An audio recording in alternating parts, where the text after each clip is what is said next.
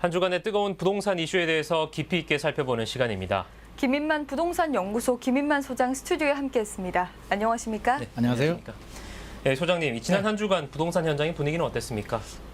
이번 한 주도 여전히 계속 이슈의 연속이었습니다. 네. 최근에는 빌라 가격까지 오르고 있어서 서울, 인천, 외곽 지역과 이제 빌라까지 가격이 오르는 추세여서 언제 집값이 잡힐까 저도 굉장히 걱정이 되는 한 주였습니다. 네, 그렇군요. 한편 지난 2월 정부는 용산구의 서울역 동자동 쪽방촌의 공공개발 계획을 발표했습니다. 토지 소유주를 중심으로 민간 개발이 추진되던 곳이라 반발이 더욱 거센데요. 결국 소송전으로 확산될 것으로 보입니다. 영상을 보고 나서 소장님과 이야기 나눠보겠습니다. 지난 2월 5일 발표된 국내 최대 규모의 쪽방촌 개발 사업. 오는 2030년까지 서울역 동자동 쪽방촌에 공공주택 1,450가구를 짓고 민간 분양 960가구를 지을 수 있는 택지를 개발하는 정부의 공공개발 계획입니다. 후암특별계획 1구역 민간 개발을 추진하던 주민들은 정부 발표에 반발하며 주민대책위를 꾸렸고, 저희는 이혼소송, 행정소송 다 할 거고요. 그 지구 지정이 안 되게 하는 소송은 다 할 겁니다. 또 주민한테 의견 한번 물어본 적이 없어요. 공투법을 적용한 거는 LH 돈 벌려고 했던 거 아니에요. 정부 발표를 무효화하고 쪽방촌 개발의 근거가 되는 공공주택 특별법의 위헌 여부를 따져보겠다는 겁니다. 더욱이 사실상 강제 수용에 가까워 재산권을 과도하게 침해하고 있다는 지적입니다. 당초 추진하던 민간 개발을 관철시킨다는 입장입니다. 우리는 쪽방 사람들을 내쫓기 위해서 소송하는 것도 아니고요. 단지 지구 지정을 안 하기 위한 소송이고 쪽방 사람하고 상생하고 가는 거 맞고, 우리는 한 동을 덜 짓더라도 어린이 섹션을 짓고요. 어린이 센터. 현재 LH는 올해 연말까지 해당 부지의 지구 지정을 위한 용역을 추진하고 있습니다. 딜라이브 서울 경기 케이블 TV 지역배입니다. 네, 소장님, 쪽방촌 토지 건물 소유주들이 대책위까지 꾸리면서 소송까지 갔습니다. 네. 궁극적으로 토지 건물 소유주들이 주장하는 내용은 어떤 것들입니까?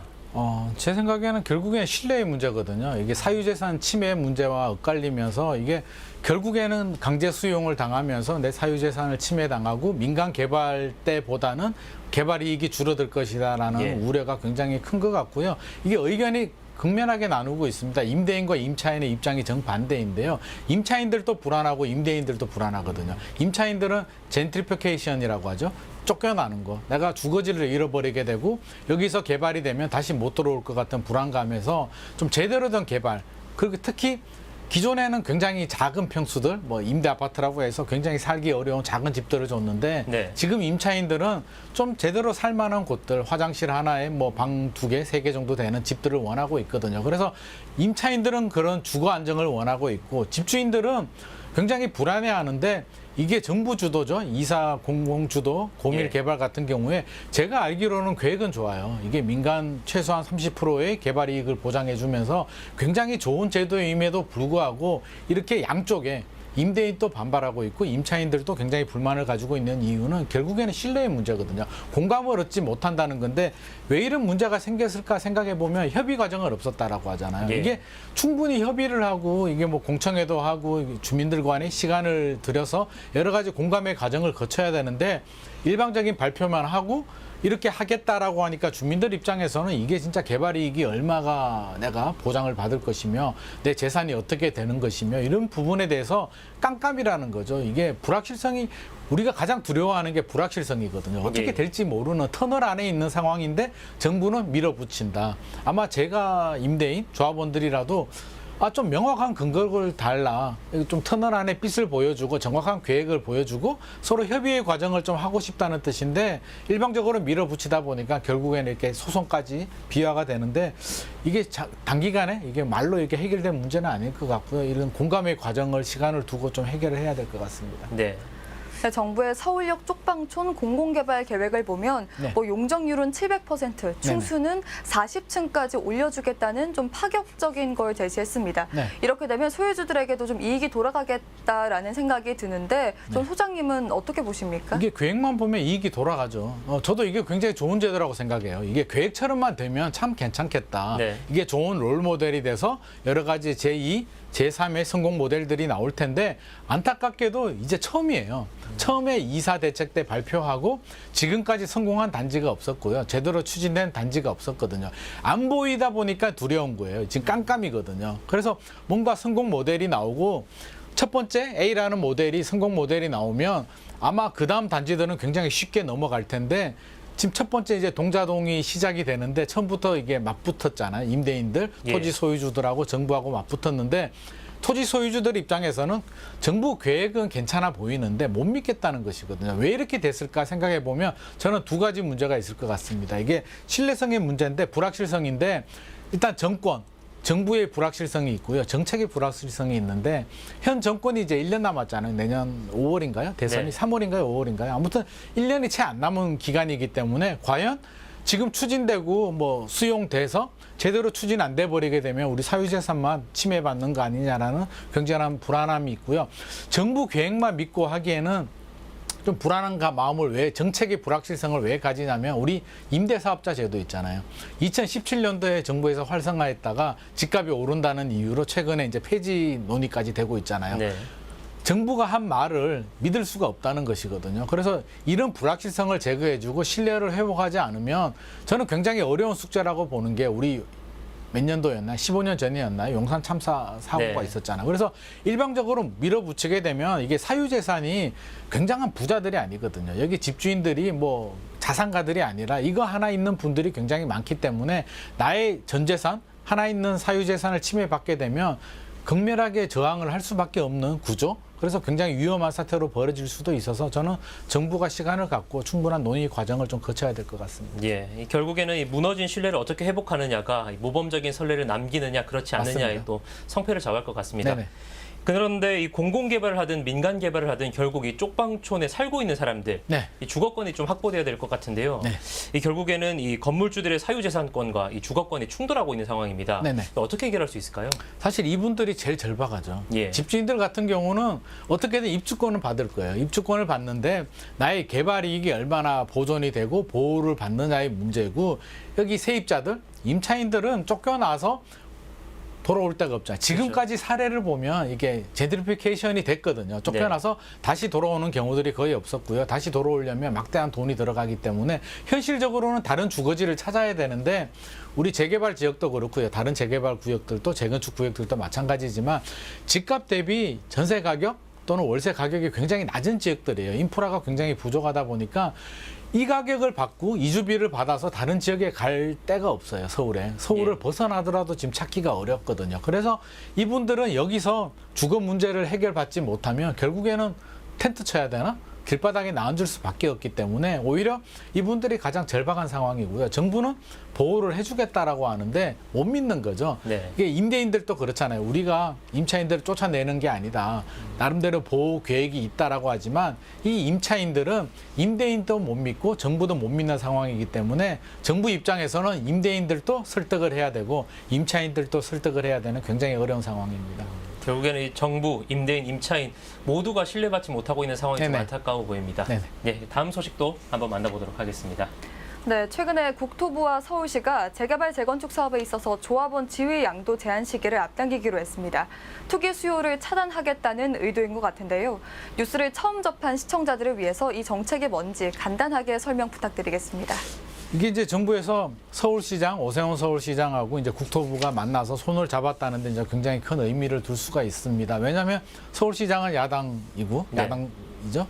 이제 국토부는 정부 입장인데 손을 잡았다는 점에서는 이제 공통된 목표가 있어요. 서울의 주택 공급을 늘리겠다, 빨리 늘리겠다라는데 공통된 목표가 있고 또 하나의 목표는 뭐냐면 투기 세력을 억제하겠다. 오세훈 시장도 원하지 않거든요. 이게 투기 세력이 들어오게 되면 오세훈표 민간 개발을 해야 되는데 결국에는 멈출 수밖에 없고요. 정부 입장에서도 굉장히 부담스럽기 때문에 이 두 가지 공급을 늘리고 투기 수요를 차단하자는데 이제 의견 합치를 봤는데 어떻게 하겠다는 것이냐면 이제 재건축과 재개발이 좀 달라요. 재건축 같은 경우는 먼저 조합원 지위양도 금지에 대해서 제가 좀 간단하게 설명을 드려야 될 것 같은데요. 용어가 좀 어렵죠. 조합원 지위양도 금지라고 하는데 이게 뭐냐면 조합원의 입주권 또는 조합원 집 가지고 있잖아요. 토지 등 건물들을 못 팔게 하는 거예요. 거래를 제한시키는 게 지위양도 금지인데 왜 이렇게 되냐면 투기 수요들이 유입이 되다 보니까 특정 시점이 되면 너 못 팔아. 투기 수요 들어오지 마라는 시그널을 주는데 재건축 같은 경우는 이제 조합 설립 인가 단계, 현재는 조합 설립 단계부터는 거래를 못하게 막아버리게 되고요. 네. 재개발은 관리 처분, 그러니까 멸실되는 단계, 건물을 부숴버리는 단계부터 팔지 마. 거래를 제한을 하게 되는데 이대로 두게 되면 이제 오세훈표 재개발이라든지 공공 재개발을 하게 되면 구역 지정을 하게 되잖아요. 재건축 같은 경우는 안전진단이 이제 초기 단계인데 재건축은 구역 지정이고요. 이때부터 투기 수요가 들어오게 되는데 재개발은 관리 처분, 재건축은 조합 설립으로 하게 되면 기존처럼 하면 이미 투기 수요가 많이 유입이 되게 되면서 또 투기장이 될 우려가 있기 때문에 가장 초기 단계, 그러니까 재건축은 안전진단, 재개발은 구역 지정 단계부터 처음 시작부터 투기 수요의 유입을 완전 봉쇄시켜버리겠다는 것이 이번 오세훈 시장과 국토부의 발표된 내용입니다.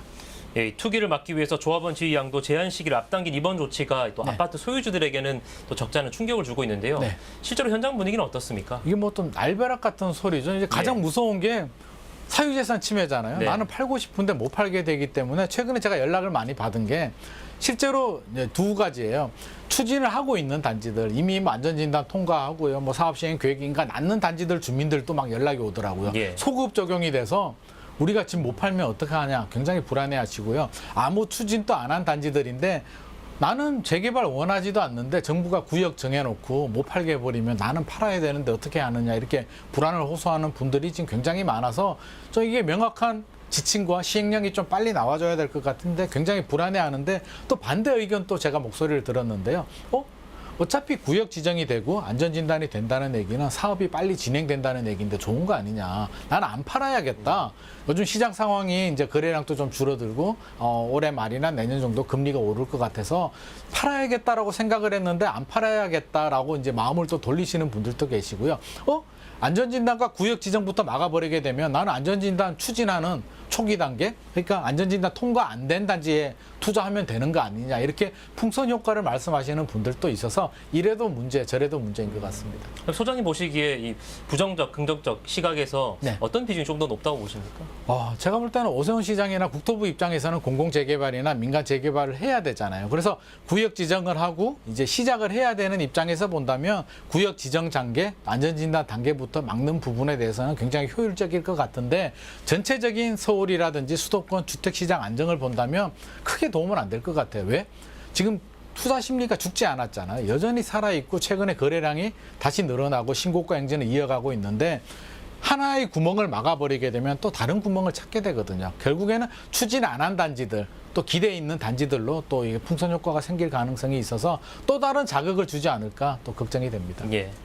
네, 그럼 현재까지 서울에서 안전진단이 이미 된 단지는 어디가 있고 네. 또 앞으로 앞두고 있어서 기대가 되고 있고 주목을 받고 있는 곳은 어디가 있습니까? 안전진단 된 단지들은 이미 시작이 됐기 때문에 뭐 반포라든지 뭐 잠실이라든지 잠실주공 5단지라든지 둔촌주공이라든지 여러 가지 단지들이 많은데 지금 이슈가 되는 거는 이제 안 된 단지들이겠죠. 안 된 단지들이 과연 어느 단지에 풍선 효과가 생길까 우리가 걱정이 되는데 지금도 이미 생기고 있습니다. 우리 강남에서 보자면 엄마 아파트 같은 경우도 아직 시작도 안 했잖아요. 엄마 아파트도 풍선 효과가 생길 수도 있고요. 저는 걱정되는 게 이제 지난주에도 우리가 뭐 언급을 했지만 도봉구, 예. 노원구, 요즘 인천 또 오르거든요. 이런 외곽 지역들이 들썩이고 있어서 창동주공 같은 경우는 이게 한 달 만에 또 1억이 올랐다라고 해요. 그래서 예.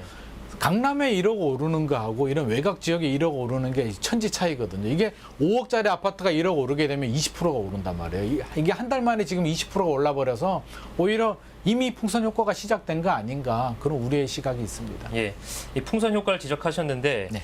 결국 이번 조치가 이 장기적으로 부동산 시장 안정화를 위한 조치입니다. 네. 어느 정도 긍정적 효과가 있을까요?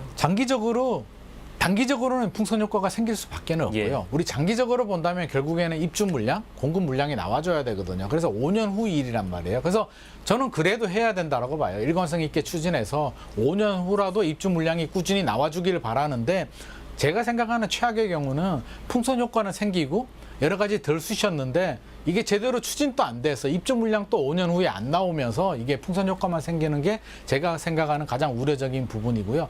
단기적으로 풍선 효과가 생기더라도 결국은 감내해야 될 문제고요. 나중에 이제 금리도 오를 수가 있어서 저는 꾸준하게 우리 공급 계획은 추진해서 5년 후라도 입주 물량이 계획한 대로 충분히 나와주기를 바라고 있습니다. 네, 알겠습니다. 이 서울시와 정부가 이 투기를 막기 위해서 쉽지 않은 선택을 한 것 같습니다. 이번 정책이 앞으로 부동산 시장에 어떤 영향을 주게 될지 지켜봐야 할 문제인 것 같습니다. 지금까지 김인만 부동산연구소 김인만 소장과 함께했습니다. 소장님 오늘 말씀 고맙습니다.